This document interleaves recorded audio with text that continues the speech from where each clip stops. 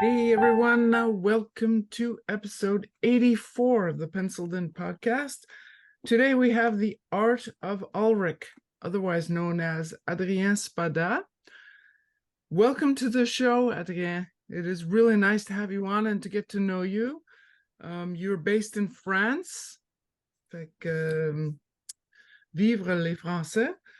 You have worked for licenses such as Marvel, I think, and others such as you've worked for Upper Deck and smaller companies such as Perna Studios. I believe you've worked for RR Parks Cards too, I think. Yes, but I can't tell about it That's yet. okay. That's all right. But in fact, that we can just mention the names. I'm sure of that. So I can imagine this as well. welcome to the show. It's nice to have you on. Thank you very much for having me with you today. And like I said previously, just before recording, I'm sorry about my accent, my perhaps technical issues because of the recording on my smartphone. I don't have camera nor computer. And I have some issues repeating the word actually. So please forgive me about this. Well, actually, so do I. And thank you for having me, both of you, today. Oh, it's so nice to meet you, Adrien. So we're going to start usually where we start at the beginning of the podcast. I want to ask you about your childhood with art and how you got into art and what inspired you. Excuse me, I didn't hear the last sentence. What inspired you to do art as a child? What franchises did you like? What did you practice drawing? You have a seat? Good. You have a cup of tea? Bring one. Long story. Since I was a child, I always do doodles and drawing, but it was in high school. The first year in high school, I used to draw. Thanks for my professors for that. I used to draw at the back of the copies where they printed the lessons, and I draw on them.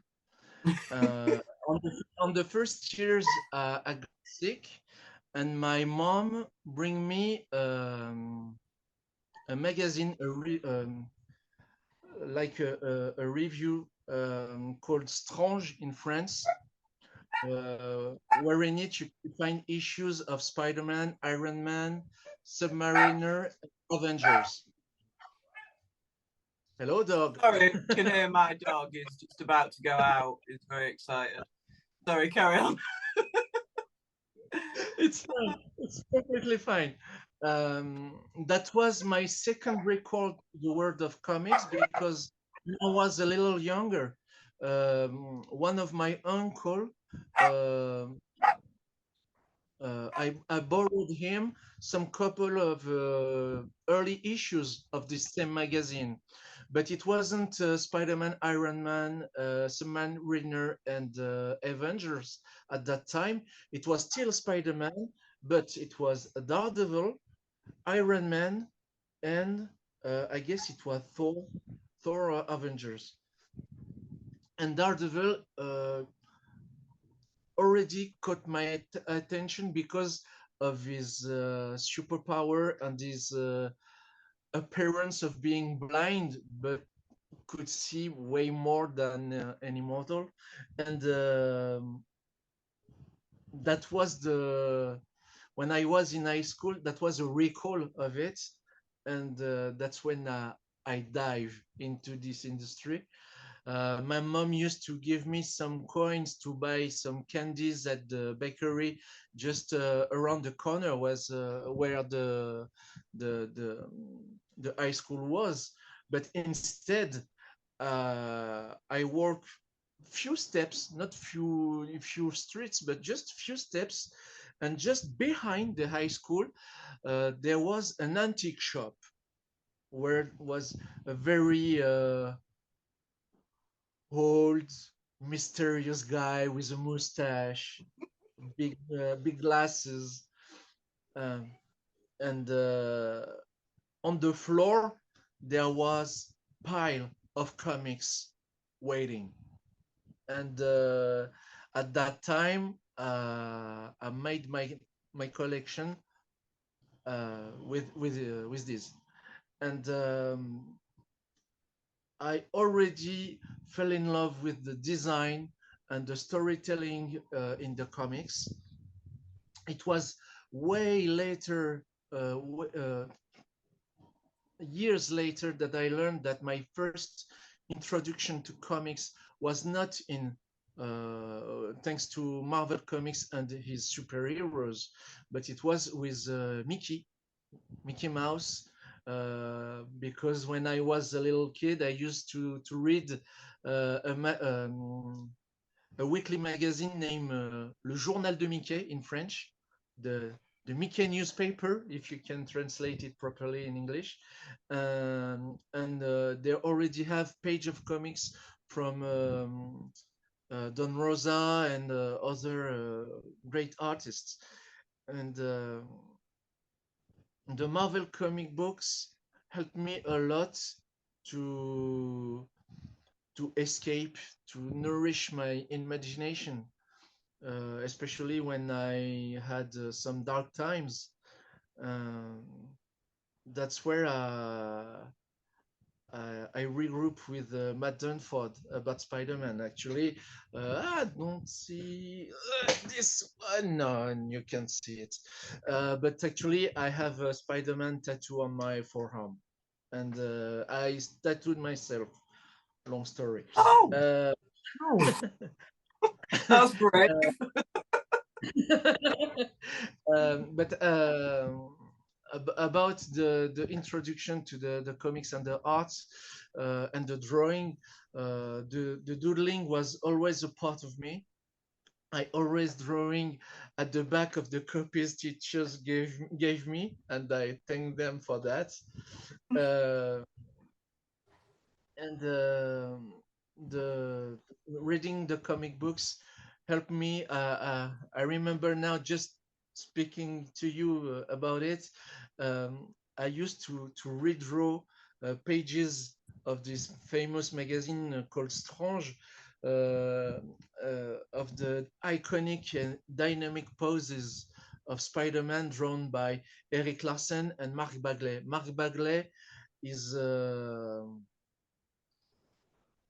milestone, meaning he showed me how to perform an action scene and show the best in human anatomy, making the character even more powerful than he usually looks. And That's so difficult to do as well. I mean, I had a look at your work, and you really do it great. And then you've got to learn how all the muscles are going to look if it's coming at you. I always mess it up. Yeah, actually, it was thanks to him I learned anatomy, where to put the muscles properly, and not invented imaginary spots. I don't know, like a biceps on the on the finger or so, but just to answer to your question, the comic books was and still a big part of my pop culture. So that really. I mean, sorry, Ingrid. No, please. No, I was going to say, looking at your work, you take. I was looking at your Perna Studios work and your iconic creations, and you can see that comic book inspiration in those as well, even though they're not superhero characters. You can see what kind of practice you've had and the style that you use. Looks really good. But you've also like, you've got solid skills. You know, you really know what you're doing. Did you go to school for that at all, or is this all because of practice and practice? Not at all. Not at all. just practice. But along the way, when you practice by yourself, you do mistakes, you did mistakes, and you repeat them, and it's really hard to unlearn those mistakes, especially when you used to draw them for quite some time. And when I go to the sketch card and the trading card industry, which is another story too. I have to be more critic about my work, and at that time I wasn't a tattooist. About my professional life, just before, I was usually working in a market, in a supermarket, for 14 years. Most of that same. Most of that time in Lyon, my hometown. But now, like you said, that during the introduction, I live in Normandy since it was 5-6 years now that I live here. And when I was in Lyon, and after that, city just nearby Lyon called Villefranche-sur-Saône. It was when I was there, I got in touch with the company Upper Deck. Wow, I go everywhere. Hey, sorry, I have to think a little about what I'm about to say. So did you, when you moved, you left your supermarket job and then you applied? Was Upper Deck the first sketch card company you applied to? I wasn't quitting my job for the cards. I was quitting my job for the tattoo. I wanted to be a tattooist, and it was quite a challenge. It was really difficult to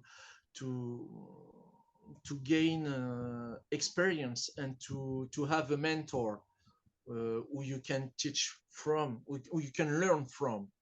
And when I got one, the first thing that struck me is that I have to unlearn to draw on a sheet of paper because of the volume of the body.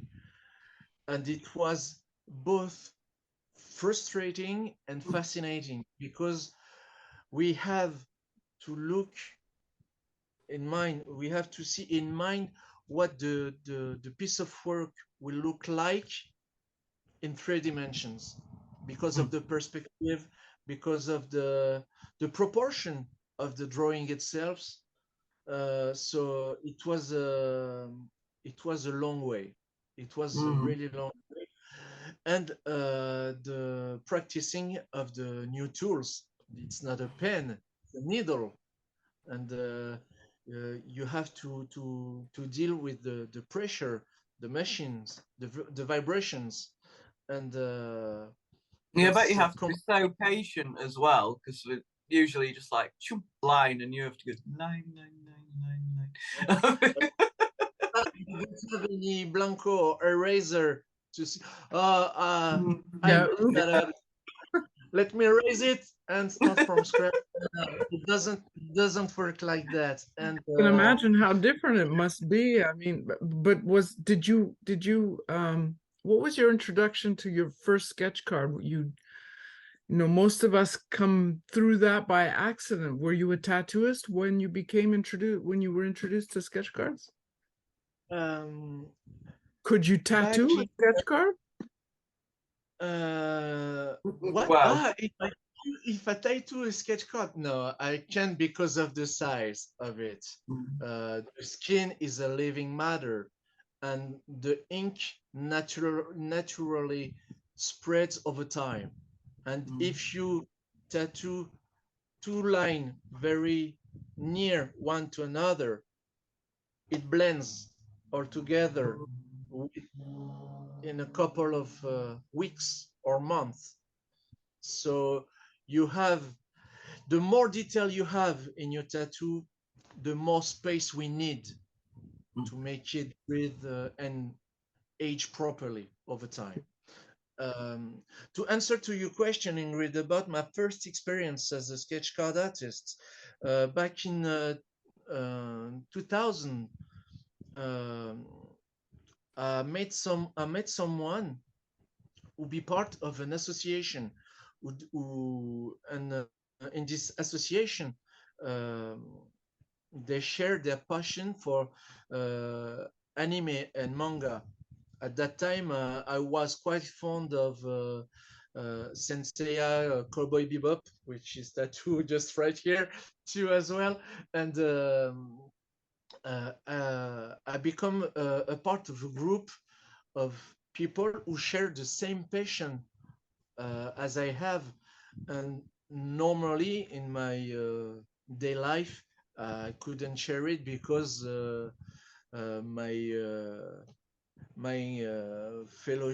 my comrades in schools or my teachers saw me like an alien.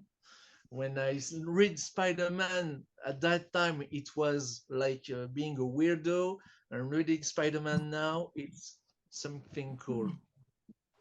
Yes. I be part of this association, and a couple of weeks later, there is a convention, a small convention in Lyon.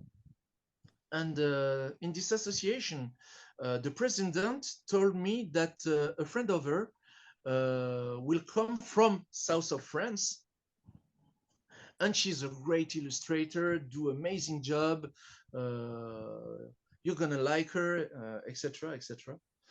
And at that time, I bring my little brother to the convention, and when I step in the room, I saw our tables, our booth, and some members already pinned some of their artwork and poster, and in my on my right side, on the right of my site, I recognized immediately an illustration of Battle Alita Angel, if you know this manga, called. There is an adaptation in movie directed by Robert Rodriguez called Alita. It's a cyberpunk story of an amnesic warrior who regains memory through a round battle. This is a very powerful and popular manga. It has a certain fame, and the illustration itself, it was the cover of one of its volumes, and I yelled, "Hey, that's not that's a lithography. That's an original artwork from the author, from Yukito Kishiro." And I heard her voice, the voice of the illustrator, who said, "It's not a copy. I made it myself." Jaw dropped. No, wow. And it was the first contact from with someone who became years after that the love of my life, my wife, and my mother of two children. Sweet story. I guess she can hear me speaking English, and I guess she laughed a little. Oh. But it was a very strong experience about pop culture, and it leads me to your question, Ingrid, about the sketch card. The conventions was so extraordinary. It was so awesome to me because it was brand new, and I wanted to repeat that experiences. And then it led me to another convention in the same town. But because I was too young, I couldn't afford a train ticket or a plane ticket to go on the capital, like in Paris, because in Paris there are plenty of conventions over the years, and very big ones. But time goes by. I grew up and I gained certain amount of money and allowed me um, to leave the association where I used to be, to found with this girl named Flower in English, if you prefer, Fleur. We founded our own association, and it lasts 3, maybe 4 years, and we have to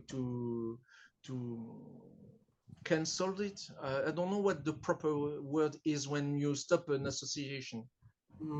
Had to this band. Yeah, well, you exposed. Expired. Yeah, we will say expired. Yeah, okay.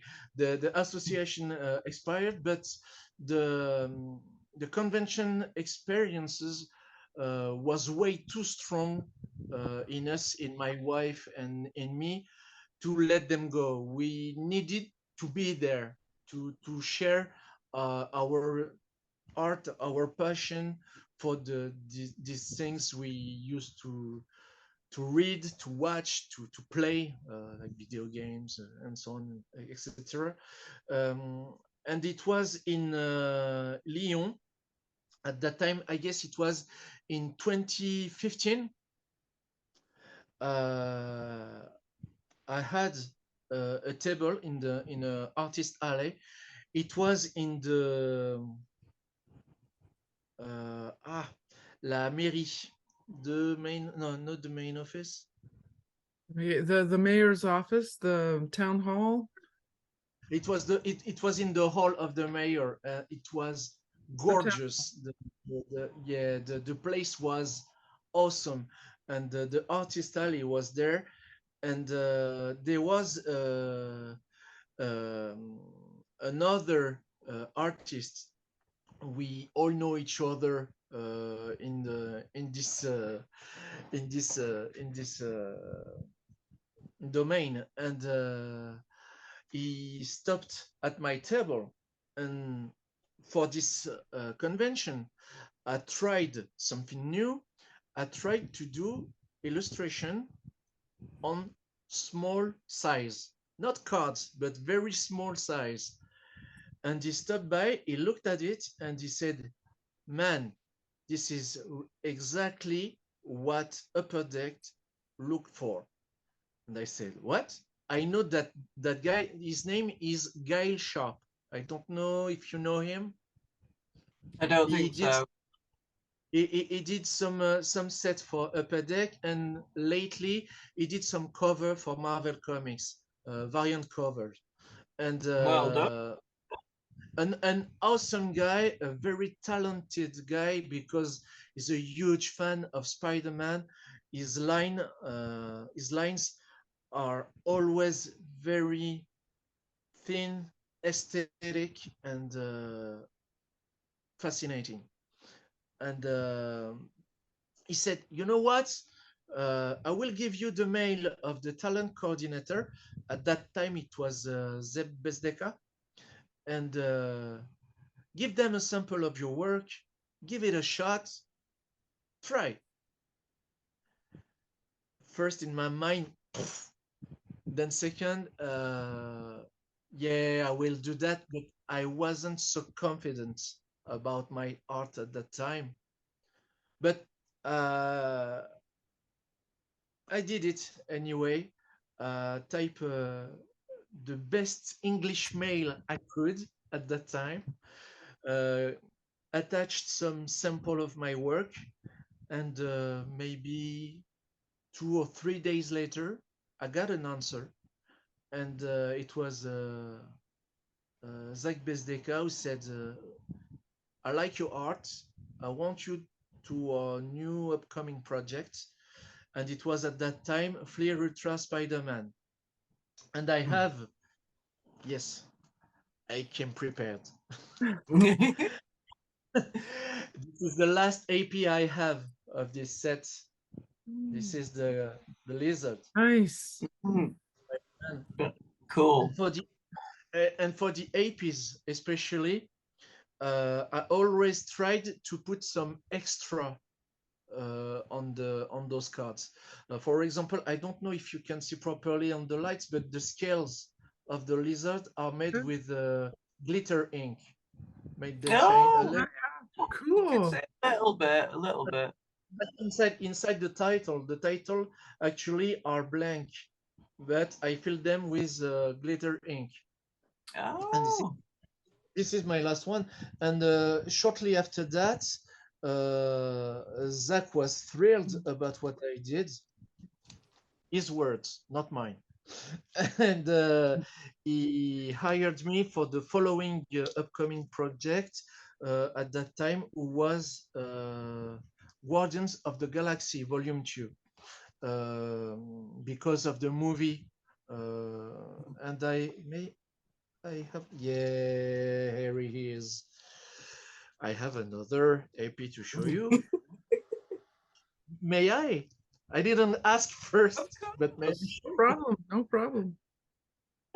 So this is so Star-Lord with That's Gamora. nice. Wow. Oh yeah, that's wow. very cool. And it was in 2016 and Spider-Man 2017. But strange things to think, I was hired first for this one and then for this one. The date of So, what release, materials do you use, and have you changed them over time as your skills have developed? So, excuse me? What materials do you use, and have they changed over time when you've found new things to use? And you mentioned glitter ink, which I've never used, and that sounds interesting. Actually, I use pencils, markers, inks, and white inks.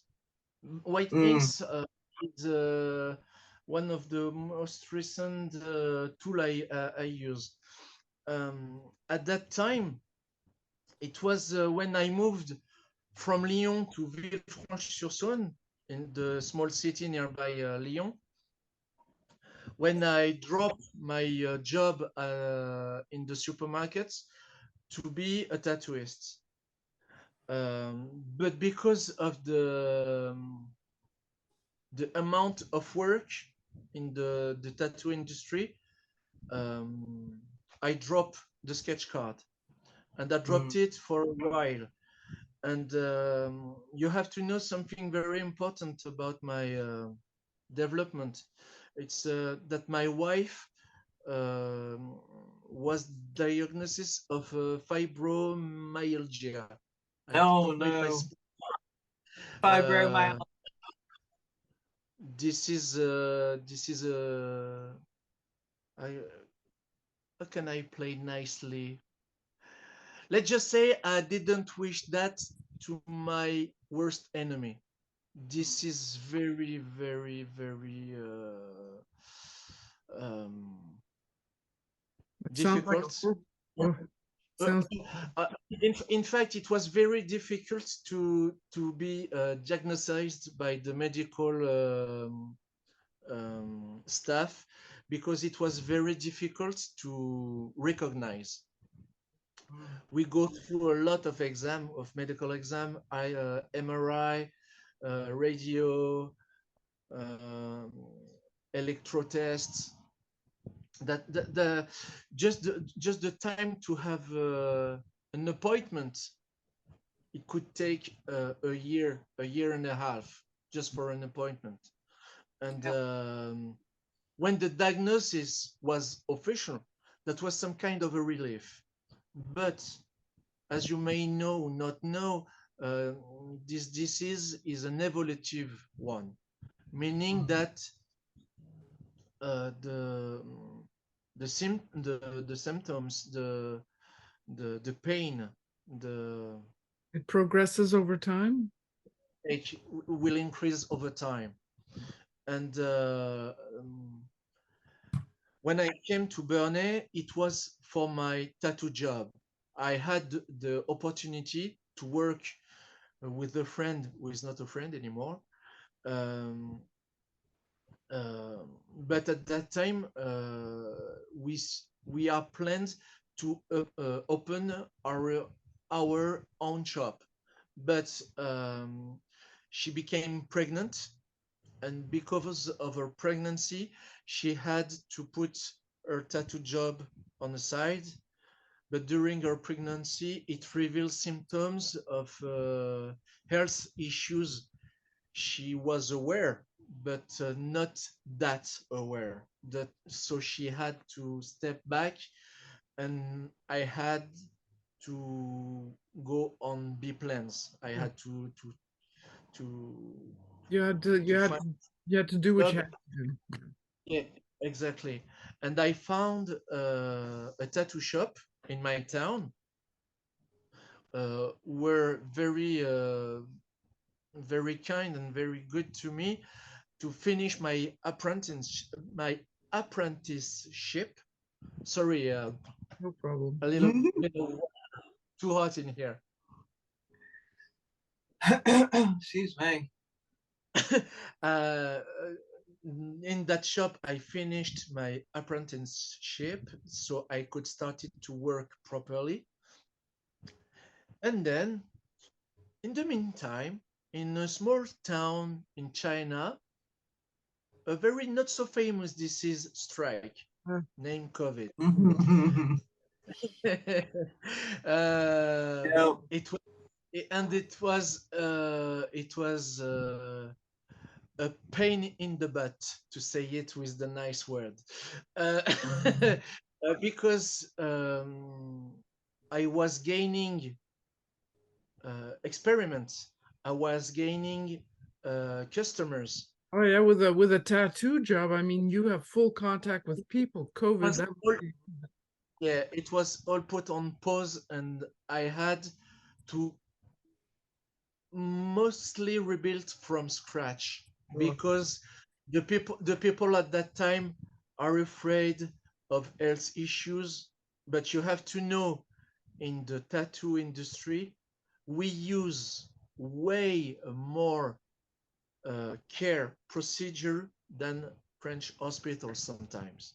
Oof. We have, for example, we have nurses or doctors who work in hospital. When they saw our equipment or the procedure we put on our tools, on our table, the needle, and so on, they were astonished, and they said, "We even us didn't put that much effort in the." So that was quite a revelation. But the pandemic was really hard because it came with waves. We Oh yeah, 5 or have 6, I think. what's the English word for to be confined? The word, the main confinement. Confined. Everybody, Confined. what's it called? It's the same thing, confined. They called it lockdown over here. Oh, okay. Lockdown. In the tattoo industry, we had to be confined maybe 5 or 6 times. No. It was maybe maybe two or 3 times more than the usual people who at that time could go out to do their job and on. Us, we had to remain at home because our job leads to health, because of the needle and the skins, and the contamination risks. Uh, I'm way I was, and I still am well aware about the risk of this job, but the zero risk doesn't exist in any field, but and especially when it touches to the human body. But I'm gonna when guess that with the lockdown and everything, you probably had to find another solution, and I'm gonna guess it was probably art. Yep, but it wasn't the sketch card art. Actually, it was a crowdfunding project I had in mind for several years, and it all started when I was in the association with my wife. I wanted to create my own comic book, and it was the story of a lone werewolf, because the werewolf is my favorite fantastic creatures. The American Werewolf in London is my favorite movie, for example. Amazing film. I Absolutely have love it. just right here too as well. That subway scene, being chased out through the subway. Oh my god! You remember that bit? I love the practical effects on this movie. I could speak cinema and movies with you all day long, but it's not the point. The point is when the lockdown strike.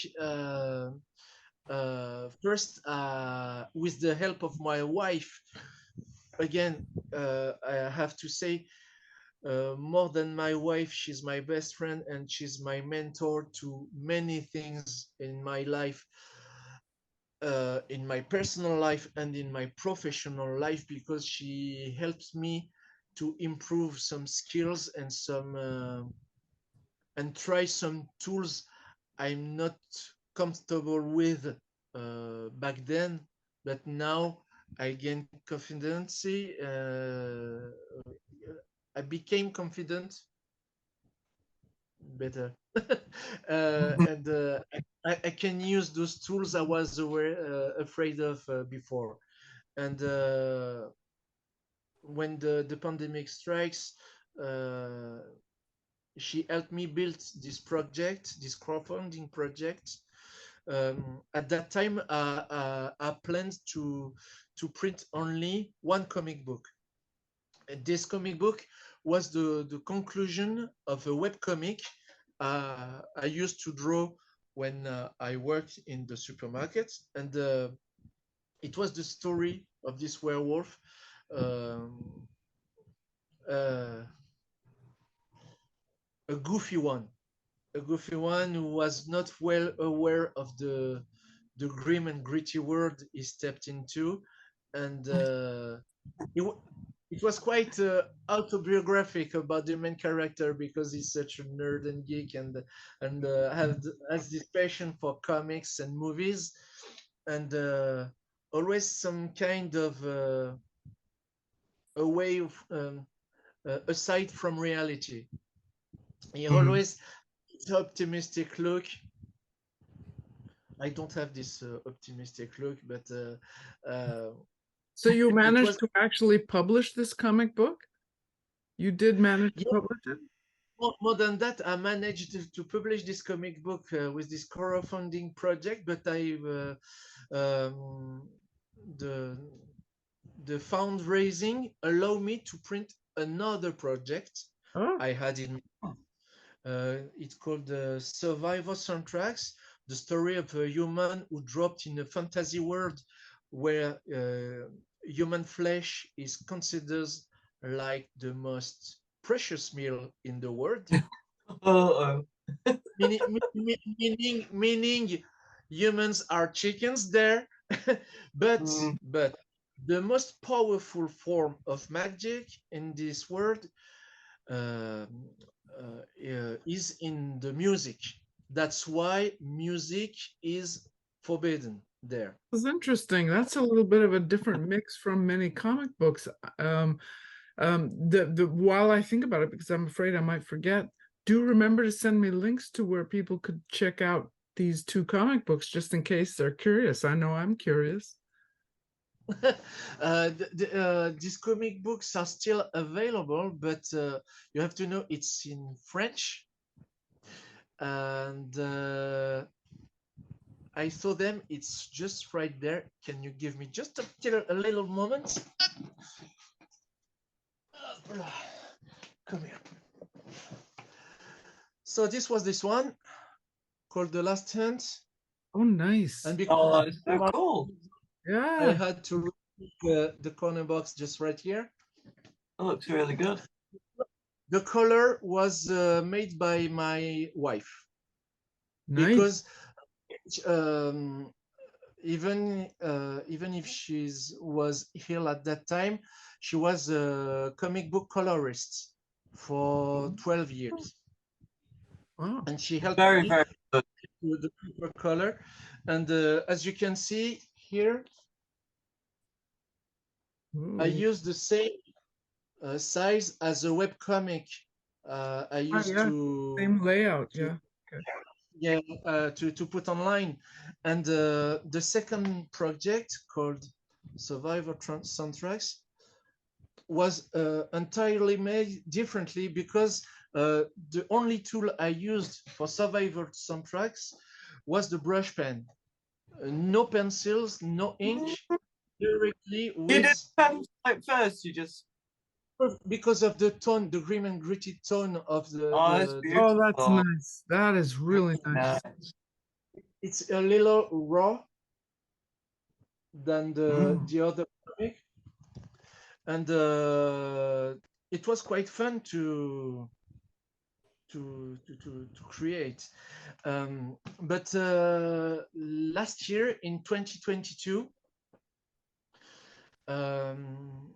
the disease of my wife got worse, and at the same time, things on weren't go so well at the tattoo shop, and I had to make the choice. And the choice was to take care of my family, to take care of my wife and my children, even if they are 15 and 17 now. But uh, to be at home permanently allows me to be near my wife when she needs me, but it allows me to go back to the sketch card industry. And it was thanks to Fred Yan, who is a sketch card artist as well. He's a painter, an illustrator. Um, his last famous work was Marvel Unbound for Upper Deck. And it was him who gave me Matt Dunford email address. And thanks to him, I reached Matt Dunford with my new sample. I could show him at that time what I did for Upper Deck earlier with Spider-Man and Guardian of the Galaxy Volume 2. He liked my work, and he hired me within maybe 2 months and a half. Within this short period of time, I was hired for 3 sets. Wow. It Busy. was awesome. That was You got a awesome, big and stack of cards like this.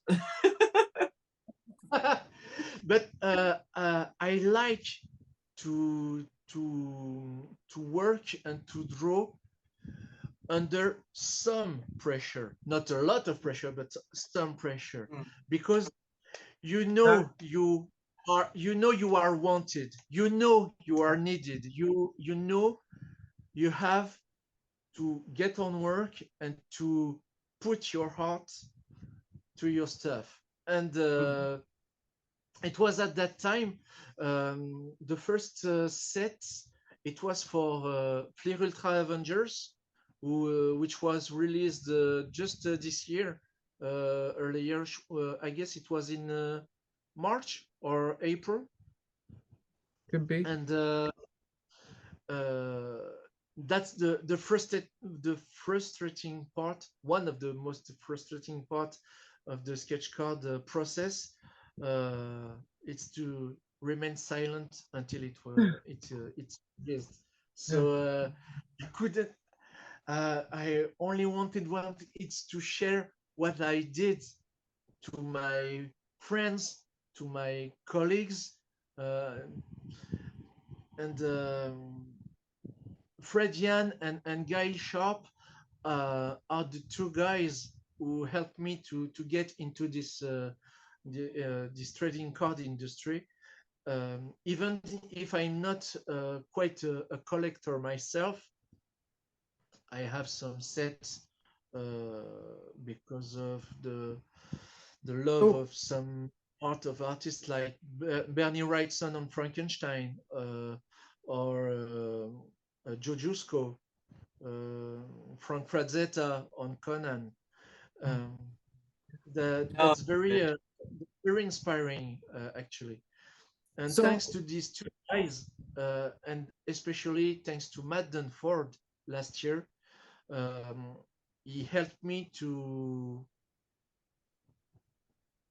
change my life altogether, because I was really afraid that my skills are not quite satisfying, are not quite that good for a big company like PiP. But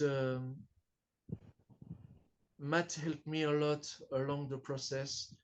He was very kind to me, and So how do you feel so far about the whole world of sketch cards now that you're actually in it and you're stuck with it? The sound. I'm sorry. Can you repeat, Ingrid, please? Of course. How do you feel about this world that you are like? I mean, you're stuck in it. You realize that sketch cards, it's like Hotel California. Once you're in there, you're never out of it. It's how do you feel about there are good parts and bad parts and all that stuff? Are you happy with the decision you made? The funny part about this Hotel California metaphor is that when I very first started my experience with the Upper Deck back in 2015, during this famous convention I told you about in Lyon, when Guy stopped at my table and shared me the email address, at the same place, the same location, the same time, Fred Yan was already there. The same guy who gave me Matt Dunford email address last year. And at that time, Fred Yan was hired for Upper Deck as well, except that about him, it never stopped. I did for 5 years.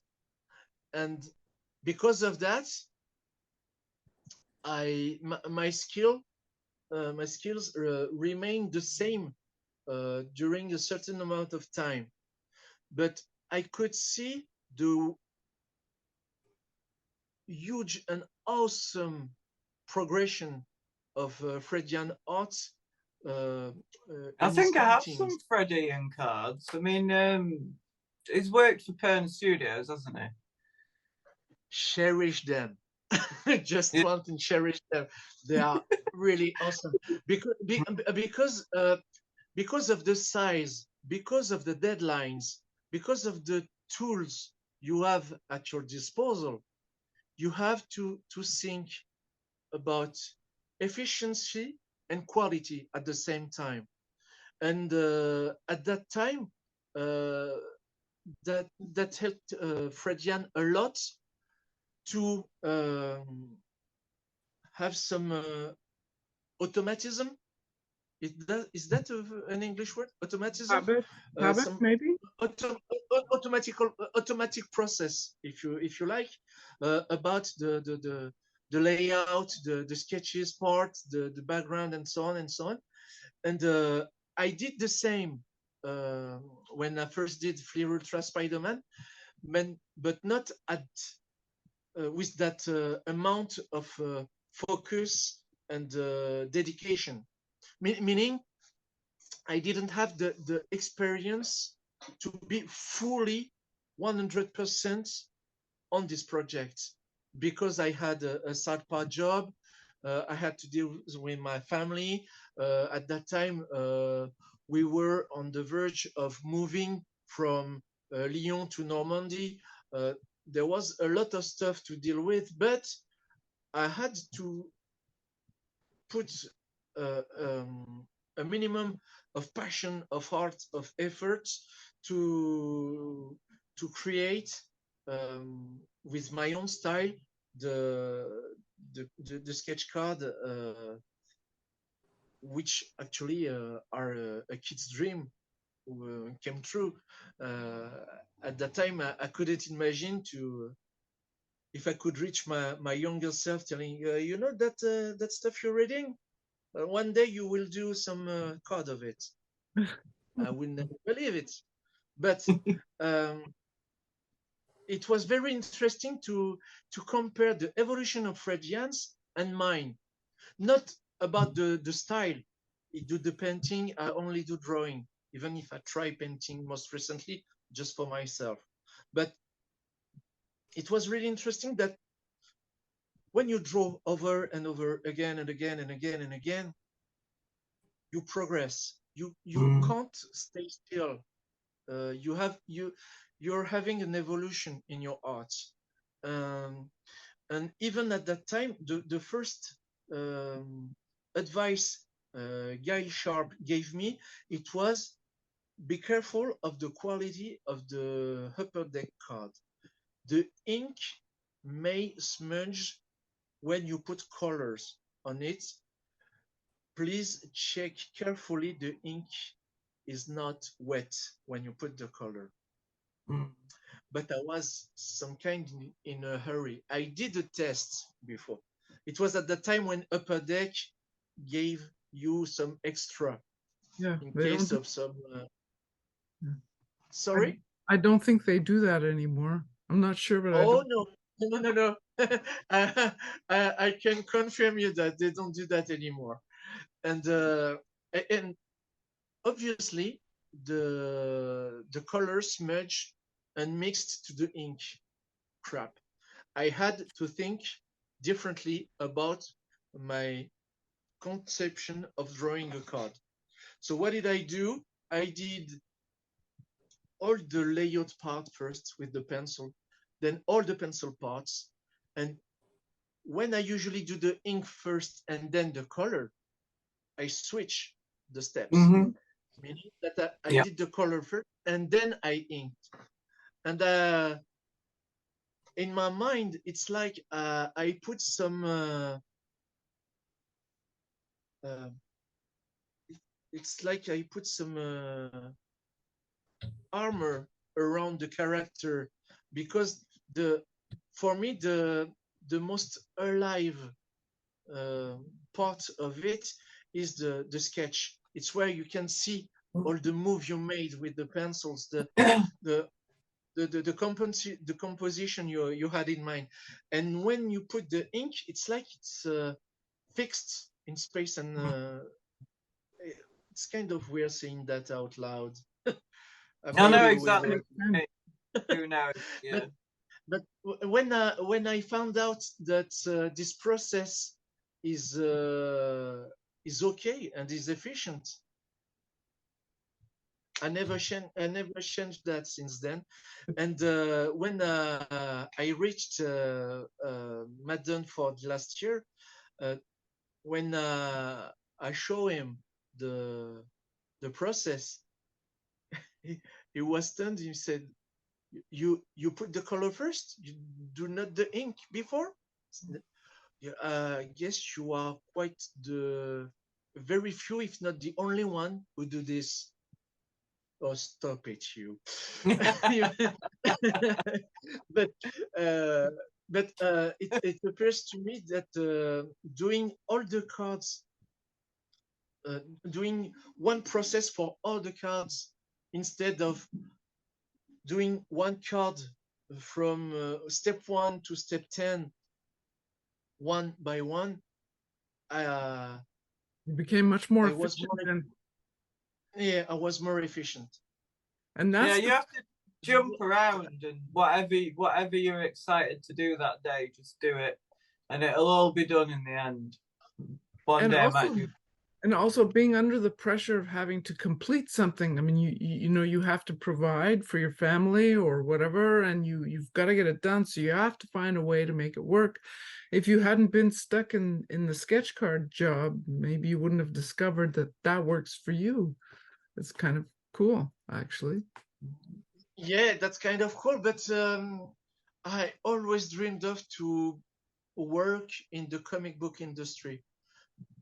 I wanted to be a penciler or an inker artist for Marvel or DC Comics or even Image. Still young, you could get there. You're still young, and Yeah, you think I am that young? hey, Because I'm the senior around here. Everybody's old. I was I surprised have when a- you said how old your children are. I was like, yeah. Yeah. I thought you were younger. Fun fact. I was with my daughter the other day at the bank office, and the agent who welcomed us thought that I was her oldest brother and not her father. Because I wear some geek t-shirts and I wore Doctor Who t-shirts, especially for today, because I knew there was totally noticed. someone I from. totally noticed. So I'm not that young. I appeared young, even if I have some light hair, but actually I'm 43. You're No, Am I, 42. am I 43 or 42? 1981 I was born. That's 42. 42. 42 also. Hey. Never ask a lady's age. Never. I just tell everybody I don't care. And like I used to say, I may be 42, but I have the mind of a kid of 8, but the body of a guy who is Sitting down all day. Yeah, I believe me, I know about that. Yeah. Totally.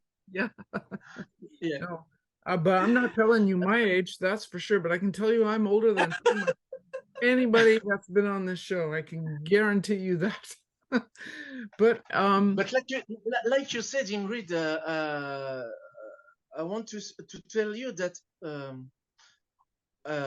I can admit that the sketch card industry is way bigger and richer than I thought it was, because you have to know that here in France, the trading card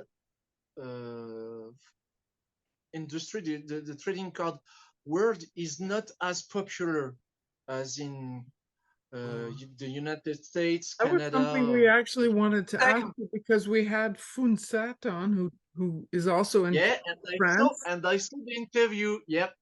and he said there was no sketch card world. So I don't know, you're in different places. Is there a little core? We don't have for example, we don't have a specific sketch card conventions, for example, but in the pop culture conventions like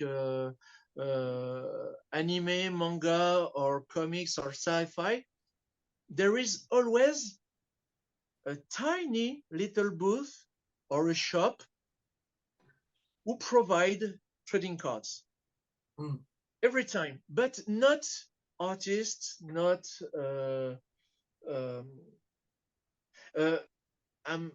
I lied a little about that, because this year it was my first time as a sketch card artist who was invited in a trading card convention in Paris called Paris Cards Show. Lindsey, it was very big. Lindsey, you have to put that on your con list, on your convention list. Oh, it'd be cool to go to Paris. I mean, I can get on the train, can't I? Tunnel. The Paris Card Show, gotta look that up. It was a very fun and very entertaining card show, because I realized at that time that there are people who are looking for it, mainly for sports cards, but also for Pokemon cards, for Magic the Gathering cards, and different kind of licenses or franchise. And maybe not lie to tell you that I was maybe the only one to be there as a sketch card artist. Well, we'll just have to create a group together to send like the. And this month, at the end of the month, this November, there is also another smaller trading card convention in a town called Caen. It's in Normandy as well, and it will be my first time. It's the first edition of this convention, and I really hope some people who may be interested in it in this trading card culture will come. Well, awesome. So where's that one again, and when is it? Where is it? Where is it, and when is it? This the new one talking about. 23rd and 24th of September, and it's in Caen. CAEN. Oh wait, okay, 23rd. I will give you a link if you like. Please, links to everything. We'll try to find some. We'll try to find some groups maybe on Facebook that have trading cards in France. I should say. Sorry, and maybe we can. I say it like an English Canadian. What you gonna do? But maybe we can share it there and maybe get some traction. I don't know. We can. I mean, that's a bit soon for me, but I'd love to go to France to go to a trading card show. Just to go to France as well. Yeah. If I have to be completely honest with you, what I will like to do in the near future is to be on trading card conventions in another country than France. But the logistics and the money required are way too big for me. We are all in that situation. Really. It's expensive. But I have some leads for a convention in London. No, really? Yeah. I have to not a trading card conventions, but a pop culture convention with a friend of mine, a former member of the association I founded with my wife. Actually, it's not MCM, is it? MCM London. Is it MCM? MCM convention. Maybe. I will let you know. There's one that's quite hard to get into, artists, Sally. There, you have to keep applying and reapplying months and months beforehand. So I was going to have a go at that, but I don't know yet. I want a trading card one. It's only dedicated to trading cards or comic books and movies and. No, it's everything MCM. It's all of it. But we have no specific trading card conventions in the UK that I've found at all. You don't have any? The only cards people seem to be interested in are Pokemon cards. It's and you have to know in France, Pokemon license is to take very carefully and seriously because in Paris I did several times several editions of a big convention named Japan Expo. It's a very big rendezvous of Japanimation lovers and readers and etc. And every time I get there, every time I saw frauds. I saw people who do duplication of illustration under copyright. Oh my God, and it drove me mad every time. It drove me mad every time, and it drove my wife even more mad. It's really wrong to do, and it makes it's literally a wrong crusade. When they found when she found what's the English word? Say it. A plagiat. Oh, In English. plagiarism. What? Plagiarism? Is that it? A plagiarism. Thank you very much. I will sleep less idiot than I am now. Plagiarism. My wife found one of it in a community group of penciler and inkers, and she was completely honest with it. Show the original art and show the plagiarism side by side. She had a shitstorm on her and not on the author of the plagiarism. No. I can assure you, because the average people doesn't make the difference between original art and plagiarism, at least in France. And it's a huge problem here. I think it's similar pretty much everywhere. You know, they're don't you think, Lindsey? I'm sure that you know. If you have a little knowledge, just a little knowledge in some, I don't like the word, but I can say it otherwise. If you had a little knowledge in a fandom like comics or video games, when you see something extremely similar, almost line by line, you couldn't tell yourself, but it's not an original art, it's a copy. It's a plagiarism. So this is people drawing other people's artwork again. Probably just printing it when it's that much the same. Well, that's what happens at our Comic Cons. Like, hello, Remy. You have a nice guest. Yeah, it sometimes pops in. Last night he was ill, he was sick, so he hasn't gone to school. So he's been in my ear all day. Yeah, at our Comic Cons, there's people who just print. They just print stuff, like official, like Marvel art and all that, and just print it and sell it.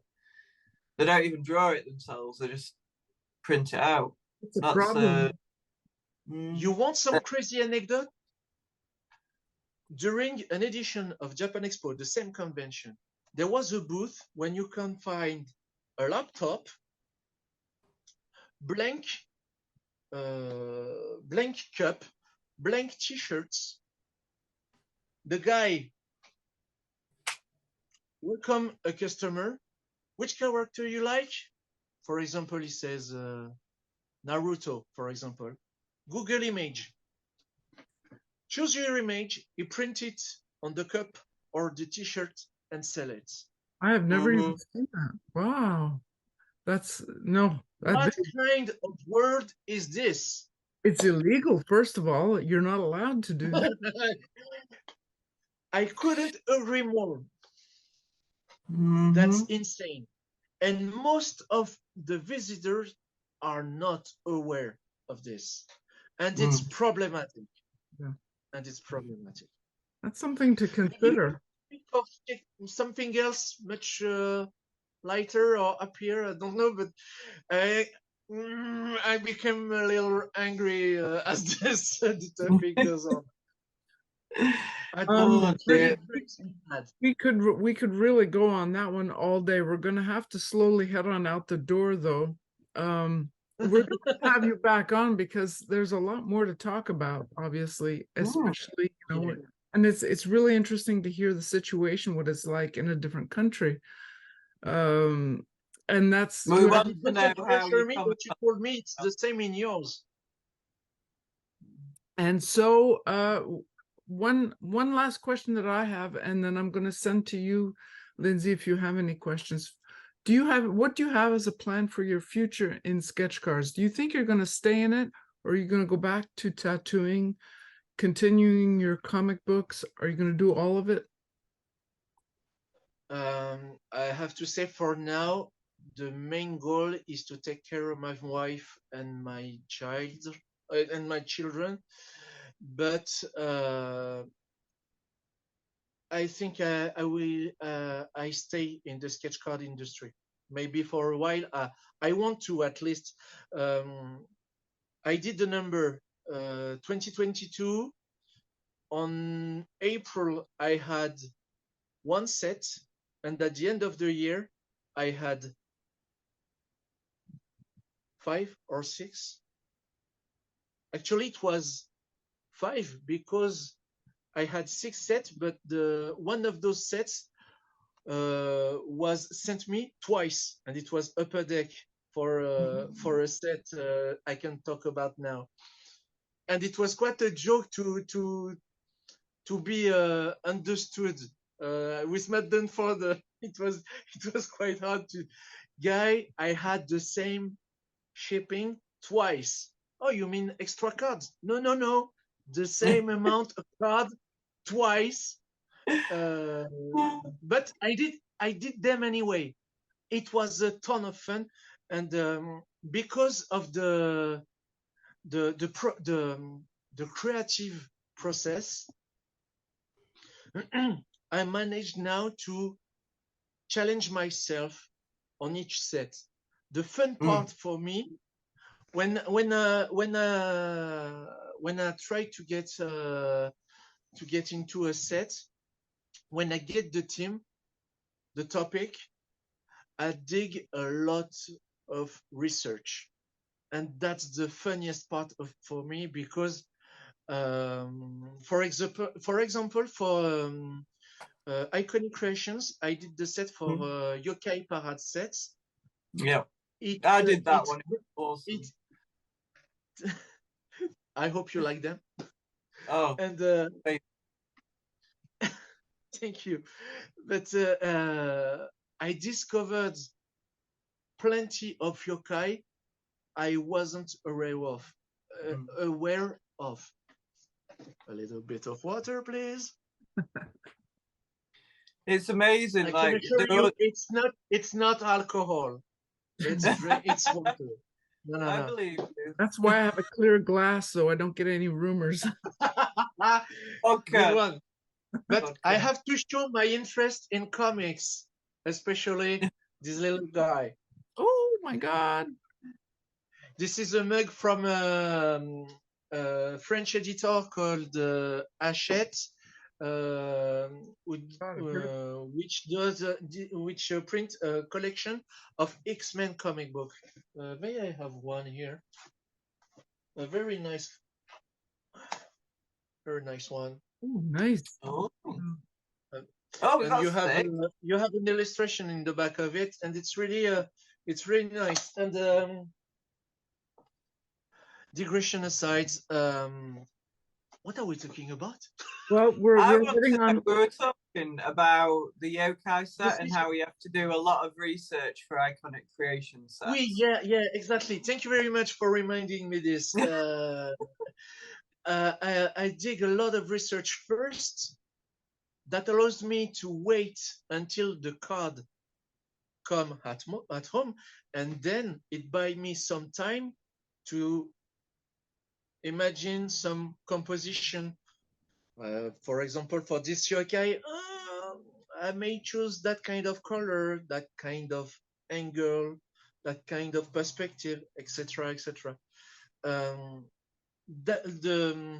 making of part of the creation is way more interesting for me than the result itself.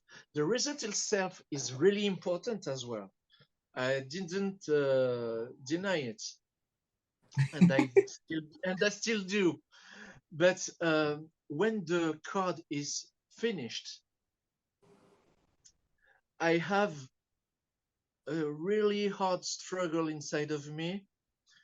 I am extremely both happy and sad because I like what I did, but I had to let it go. And some of them actually, I wish I could keep them for me. Mm-hmm.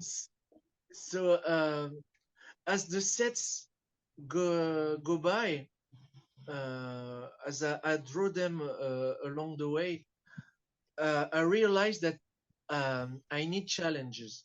I need to put myself in not into a stress mode or a special pressure, but I'd like to create something the person who will buy didn't expect. For example, now I challenge myself to create some kind of a situation of a character. For example, like let's pick Venom, for example. Instead of just drawing Venom with his huge tongue, his teeth, and this ugly saliva all around his head, I'd prefer to draw him during his transformation mode and stunting him during some kind of a battle and involve a second character, creating some kind of a funny it's part. great. It's great for comics to practice your character interaction, how they interact with each other and objects and things around them. And it's like you're also creating a different theme for different sets, so it kind of keeps you challenged and learning and exactly. essential. And that helped me to improve my skills and try something different about my pencil steps, about my coloring step, and the way I choose this color or that color, and the really fascinating part about the trading cards mainly is that just inside this little piece of wood or paper, you can maximize its potential. And the best example of that is the Mars Attacks series cards from Tops, where you can find an illustration in front and the story in the back. And when you're collecting all of them, you have the whole story. And that is really awesome. The other example, it's like the Lord of the Rings, Peter Jackson movies, the extended version. This guy uses all of the DVD potentials at its best. And that's what I like really, really, really much about the trading card. And I have to say, I'm quite jealous about the idea of Matt Dunford during the interview he had with you last year, because it was at that time I was already thinking as well about a known project card, maybe want to put online as a crowdfunding project or else as a story, a cutting story by cards, a story of a werewolves pandemic. I can't tell you the detail, but to show you, you have a card of the werewolf at the side. You have a short lines of what you just saw, what it's all about, and when you had the whole set, you had the story of this pandemic of werewolves, and it's something I have to work on. And I know at that time, right now, I don't have the financial. I don't have the skills. I know I can do better. I know I can still improve, and I can still learning. And thanks to the sketch card industry, it allows me to do a lot more. Even if last year I ended up 2022 with 450 cards. Here in September, I only did maybe 180 cards. didn't have a lot of sets. Even if I really want to apply to other companies such as Iconic Creation or Airpark Cards, Richard is a treasure. He's really, he was really, and, such as Tony and Ellen Perna from Perna Studios, who helped me a lot during my creative process. Do you think you'll ever produce any of your own card sets, like with your werewolf? I don't understand. What? Excuse me. Do you think you'll ever produce any of your own sets, like with your werewolf, like a trading card set of your werewolf? I didn't draw them already, but I had some. I put some ideas on paper of where it may goes, and Cool. it's still in. We're going to get back to you on that when you're ready to produce your next big project. That comes from the art of Alrik. You're going to come back on and tell us all about it. We could talk to you for the rest of the day, but we're going to have to head on out the door. Where can people find you? Mostly on Instagram and Facebook. Okay, so are you on TikTok or? No, not TikTok for me. Tried once, didn't work. I'm not comfortable with this social media for now. For now, it's not a definitive no, but mainly you can find me on Instagram and Facebook. All the links to everything, I'm gonna get the links to those, and your card shows that are coming up. They'll all be in the show notes below. I want to say huge thank you for having come on. You have a fascinating story. Thank you to allow me to speak that much. Well, it's less work for us. But no, but we would love to. I just hope my English was that good. Oh, no, it's fine. It's fine. It's better than my French. And about my werewolves trading card project. Let's see, 20, maybe 50 or 60, not before. Next year we want it. To see it next year. Next year. Why, you're very, very, way more optimistic than I am. You never know. You're getting into all this pressure and inspiration and all that. Once you start chugging at it, it goes. For now, I just have to focus on my family and to develop my network with different companies. Well, for that, Sketch Cards is very helpful. It does help you develop your network, I think, anyway. And also doing Kickstarters or any other crowdfunding, it all helps to build your thing. Please, from both Lindsey and I, all the best to your wife also, that things go well for her. That's the best she could, the best she can. All right. Well, thank you so much again. Thank you very much for your time. No, thank you for your time. Thank you.